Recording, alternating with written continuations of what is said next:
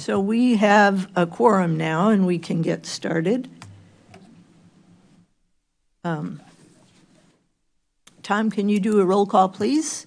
Shalini Smith. Here. Peter Resnick. Here. Bahagan Shiflikan. Jerry Fry. Charles Davidson. Here. Ann Panthen. Here, thank you. We have, hopefully everyone's had a chance to look at the agenda, and we will need approval of that agenda, so we'll need a motion and a second. Move approval of the agenda. I'll second. All in favor? Aye. All right, approval of the minutes of the previous meeting, which was on October 15th, 2024. I'll put forth a motion to approve those minutes. Yep, second. All in favor? Aye. Aye. Thank you. Public input. Anyone that would like to address the Human Relations Commission, please come on up. Okay. Moving on, we have unfinished business. So we have a 1222G complaint update, and I've sent the report, the 1222G report, to the commissioners, to the mayor, and I sent a copy to Melinda Carr, who I think is here this evening. No. You.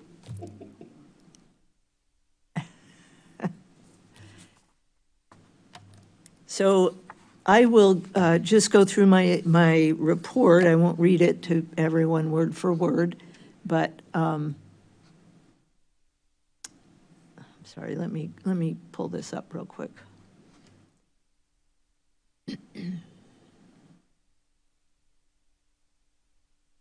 So in August of 2024, at our regularly scheduled meeting, some members of the public attended and presented the commission with a complaint along with a petition attached to the back of the complaint.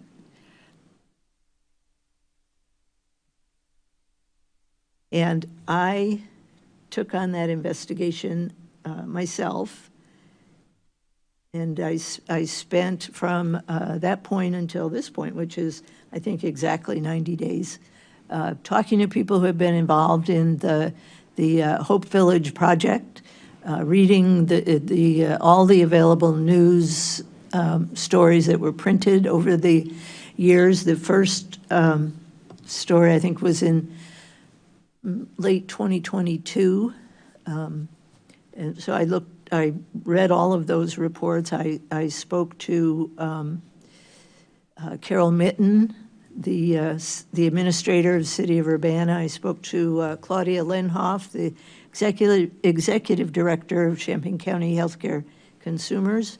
I spoke to Melinda Carr, the interim president of North End United, Deborah Roberts, a resident of Carver Park neighborhood, and also Kevin Garcia, the principal planner and zoning administrator.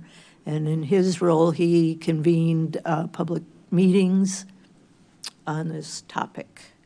I put together a summary of the complaint and attached that complaint and petition to the report that I sent on. Melinda, you look confused. I didn't send it to you?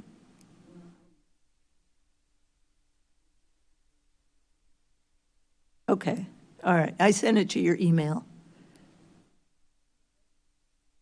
Maybe Friday afternoon? No?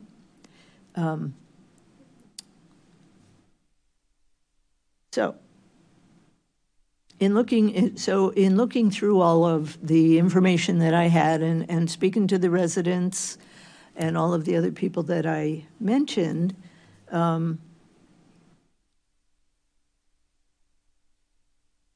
I did not see that this rose to the level of discrimination by the city of Urbana, which is what the complaint alleged. The project was funded partially by the American Rescue Plan Act, the ARPA, and in that list of ARPA applicants, which was, I don't remember how many, 30 applicants perhaps. This was one of the projects that was partially funded. It was not wholly funded, it was partially funded. And as soon as that happened, public meetings began to happen. There was posted signs at the construction site just north of the Carver Park neighborhood about neighborhood meetings. I looked through the list of neighborhood meetings and opportunities for public input. There were over 18 of those meetings scheduled. Many of them well-attended, many of them recorded because they were in front of these cameras and with microphones for people to speak into. So we were able to go back and listen to those meetings and hear what was said by the residents and other people speaking to the council and to the Planning Commission. I know that the neighborhood was walked by Claudia Lenhoff and consumer healthcare or healthcare consumers, and information was handed out to residents. They knocked doors, spoke to residents in person, made themselves available. It seems like every step of the way there was an opportunity to reach out to the folks who were involved in planning this process. Not only the city of Urbana, but the University of Illinois was involved, Champaign County Healthcare Consumers, of course, and Carle Hospital was also involved. And all of that information is available either in my report, which I apologize that you didn't get it. I only sent it to one person because I didn't want to just blast it all over. But since Melinda had been kind of the spokesperson in my mind, I sent it to her, assuming, of course, she would distribute that. But if she didn't get it, it didn't bounce back, but that doesn't mean that you got it either. I understand that. Also, I want to mention that I did a Zoom call with Melinda Carr and Deborah Roberts, and I think Evelyn Underwood, I think you were in the background on that Zoom call. No, you were not. And I know, I thought I saw you there, but if you weren't, okay. Also, Richard Painter. Yes, was on that call. And it was interesting to hear from him, but even though Mr. Painter is from here and has opinions in this area, he does not live here, and he was not involved in this project. So I did not put him down as a witness. I just want to mention that. I did not know much about this project other than a couple of things I read in the paper before it started. So I've learned quite a bit about it. And it is clear to me that after the initial project was announced, the Planning Commission, the City of Urbana, and the project, the main project organizations who were involved in it really made extra efforts. And if you speak to Kevin Garcia, he would agree with this. Extra efforts were made to make sure that the neighborhoods were aware of what was going on. And also, he mentioned to me that several changes were made as a result of neighborhood input.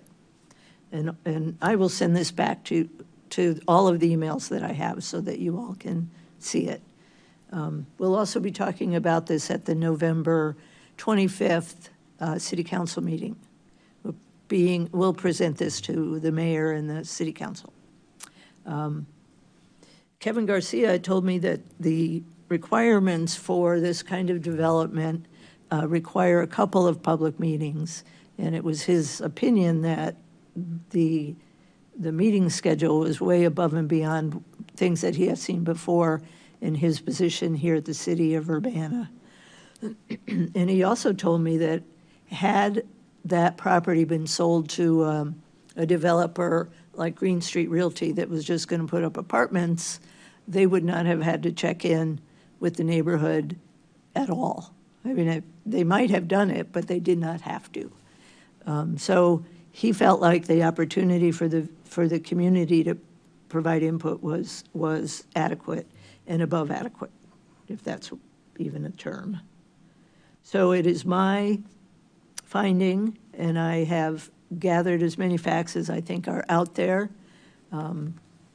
It is my finding there's no probable cause for to consider that the city of Urbana was discriminatory in their funding this and supporting this as it goes forward.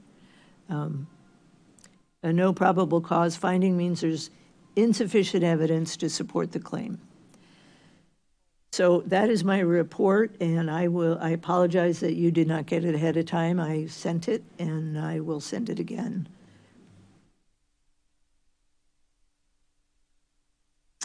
Okay. Commissioners, we are now to either discuss this or we can vote to accept it. I've not done this part of it before, so I don't know. Okay. This is the first time we've, I think, done this extensive an investigation. Okay. There were a few email ones that we had before, but Okay. Nothing of this sort, so. Okay. Well, do any of the commissioners have questions or concerns about this? Pete? So I read over the report. You know, one of the things that I think we can't make a determination of is whether there is something more systemic,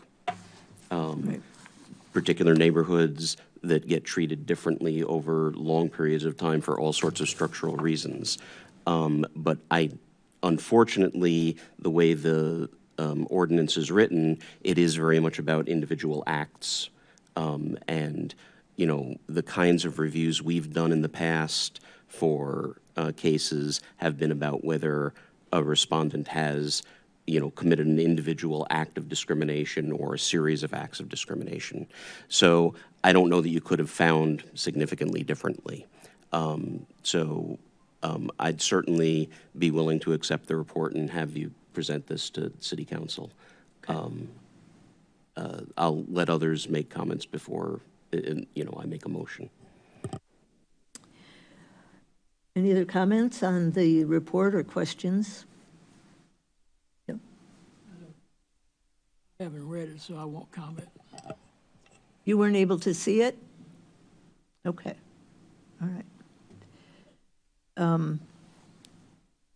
All right. Well, Pete, I guess you can make that motion. So I'll move to accept the report as submitted. I will second the report. All right. All in favor? Aye. Aye. Aye. All right. Thank you. And just as a reminder, we will, Carla Boyd and I will be at the November 25th City Council meeting, which I think those are at 7 p.m., to present this to the mayor and the City Council. All right. Yes. If I had seen. Okay.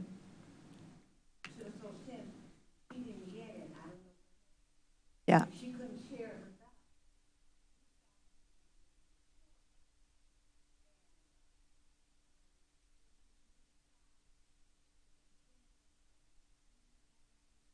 with us. He's out of town today. Oh, okay. Did you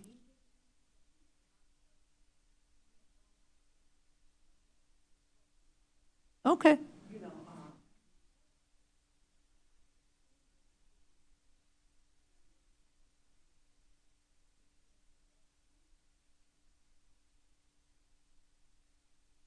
So, given that this is going to go before City Council on November 20th, I certainly think that if there are additional comments that the public wants to make, you all want to make in general, certainly,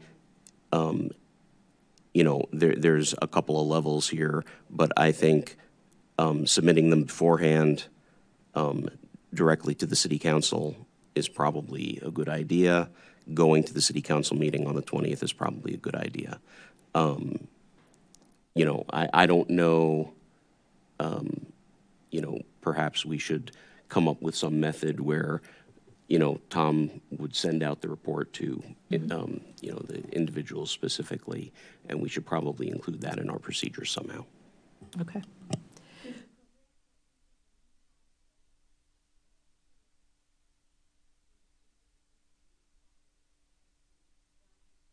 Well, this particular type has not been done, at least while we've been here.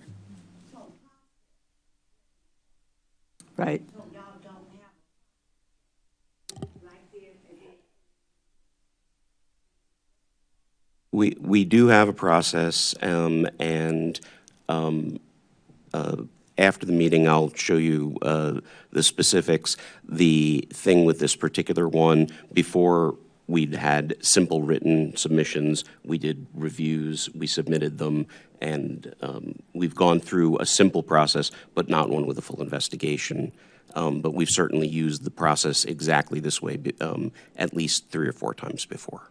So, but we can chat after the meeting about where that process is and how that follows. I'm glad to follow up with folks. Well, we're not, so we're going to move on in this particular meeting, and yes, but we didn't get an opportunity, I don't feel, because we didn't know, and there are people here. yeah.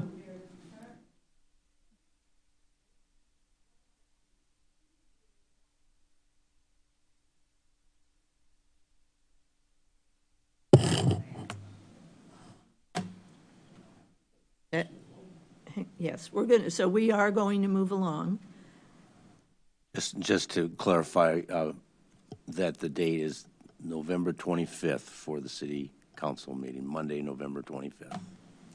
Monday, November 25th, yes, 7 p.m. is the next meeting, and it will cover this. And Carla tells me we're near the beginning of the agenda, so that's one good thing.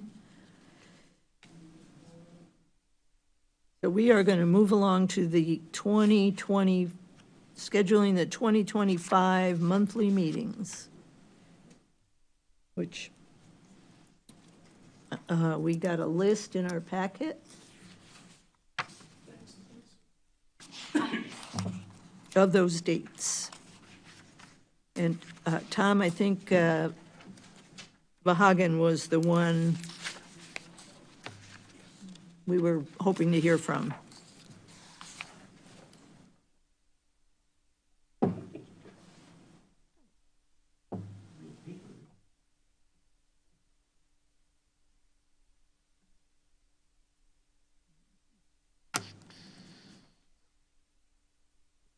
Madam Chair, the list option A is the one that was shared with the commissioners.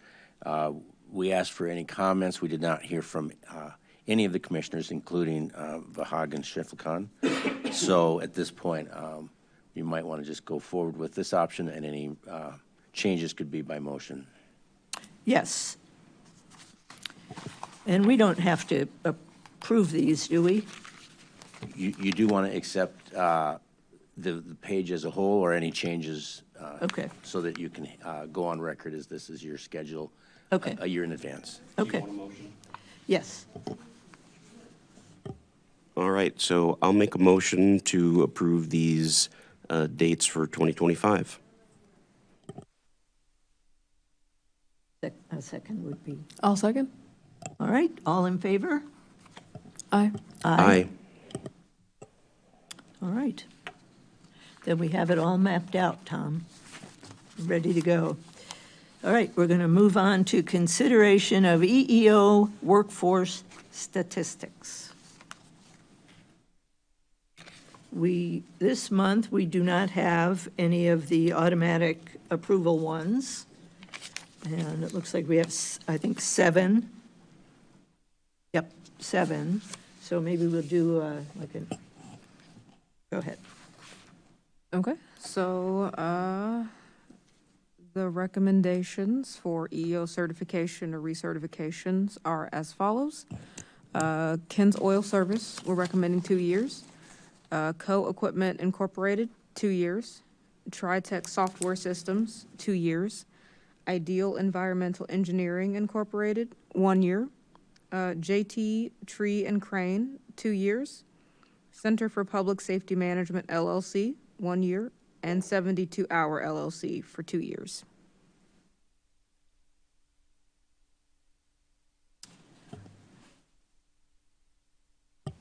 I'll second that as a motion. Thank you. All right, do we have discussion on any of these? The only one that caused me any concern was Co. But after reading over the packet, it's clear they are making good faith efforts to do something. It's a relatively small population. The numbers are, not good, especially considering county-wide. But, in their small community, it is what it is. So my feeling was, and they only had a very tiny workforce turnover for the year. So it wasn't like they were going to make vast strides.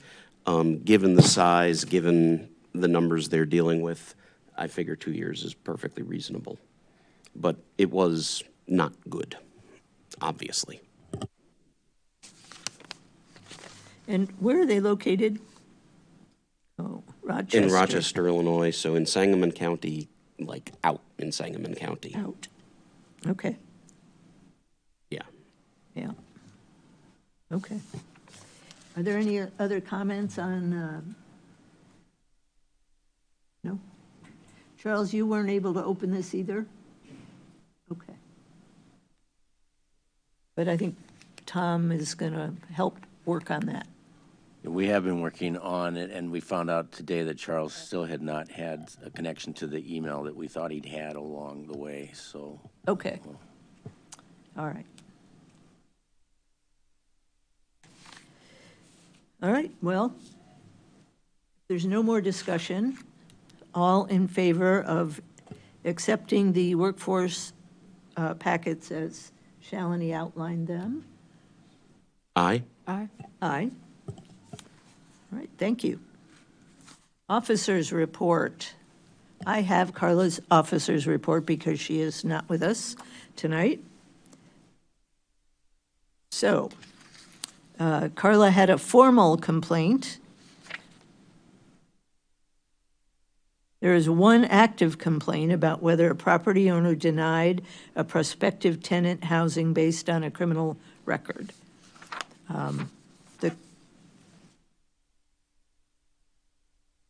The complaint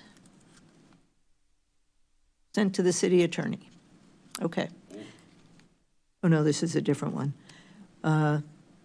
She had a complaint about an employer denying employment based on race. It is now closed. The final investigation summary has been sent to the city attorney for review and signature.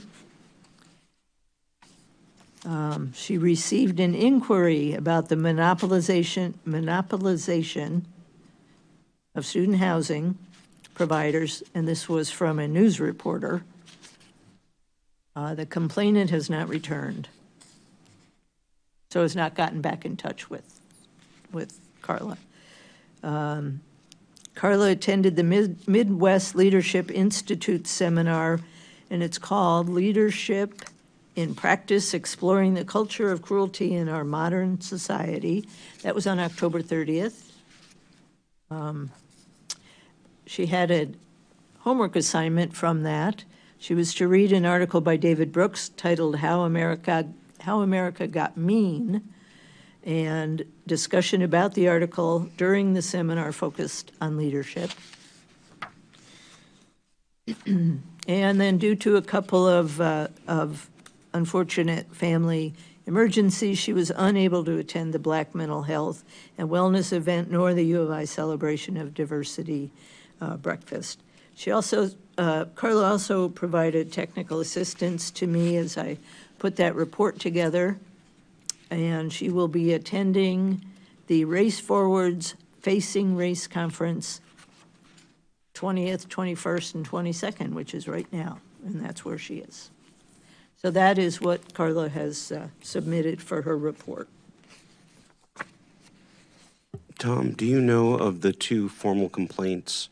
Are they in process? Do we know if there's a result in those? No probable cause finding, probable cause finding, they're coming for hearing. What do you know what the state of those two is? The one that went to the city attorney, I honestly do not know that one. The other one that was listed is still open and under investigation. Under investigation. Okay, thanks. Okay.